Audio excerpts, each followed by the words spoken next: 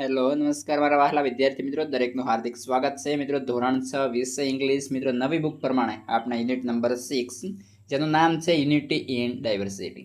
મિત્રો જેની અંદર રાઇટિંગ સેક્શન જોવાના છે. તે પહેલાં ચેનલમાં નવા છો તો મિત્રો ફટાફટ ચેનલને સબસ્ક્રાઇબ કરી દેશો. ચાલો શરૂ કરીએ. તો મિત્રો જેની અંદર આપણને પહેલું કહ્યું છે arrange the incidents of Indians freedom struggle in the ascending order. એટલે કે જે ઘટના પ્રમાણે આપણે જે પણ થયું છે ભૂતકાળની અંદર તેને આપણે સંપૂર્ણ ઘટના વાઇઝ દર્શાવવાનું રહેશે. તો મિત્રો ડાયરેક્ટલી તમારે જે છે આ કોષ્ટક આપેલું હોય એની અંદર આપણે સંપૂર્ણ દર્શાવીશું. તો પહેલા વર્ષ અને એની સામે કઈ ઘટના બની હતી તે. તો કે સૌપ્રથમ છે 1857, તો આવશે ફર્સ્ટ વોર ઓફ ઇન્ડિપેન્ડન્સ. ત્યારબાદ 1905 તો પાર્ટીશન ઓફ બેંગાલ, એટલે કે બંગાળના ભાગલા પડ્યા હતા.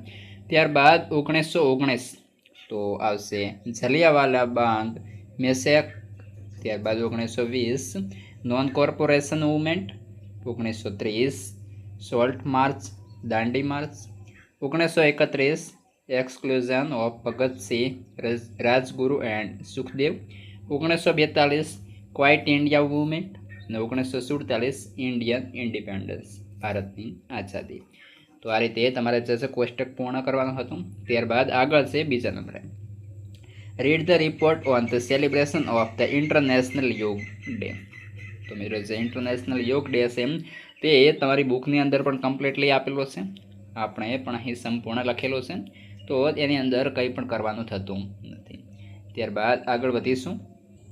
તો મિત્રો તેની અંદર કહ્યું છે here are pieces of a report, number them in proper order and rewrite the report in the proper format. એટલે કે આ જે આપણને કોષ્ટકની અંદર જે મિત્રો રિપોર્ટ આપેલો છે આડો આવડો છે તેની બાજુમાં ક્રમ લખવાના છે અને તેને ફરીથી લખવાનું રહેશે. તો સૌપ્રથમ તો આપણે ક્રમ લખી દઈએ. તો કે મિત્રો સૌપ્રથમ જે ફર્સ્ટ છે તમારે જે બોક્સની અંદર આપેલો છે તેની અંદર 5મો ક્રમ આવશે. ત્યારબાદ સેકન્ડની અંદર બીજા નંબરે આવશે 3જો ક્રમ. ત્યારબાદ આગળ જે છે અહીં ડેટ ને આ બધું લખેલું છે તે આવશે 2જો ક્રમ, એટલે કે બીજા ક્રમે આવશે.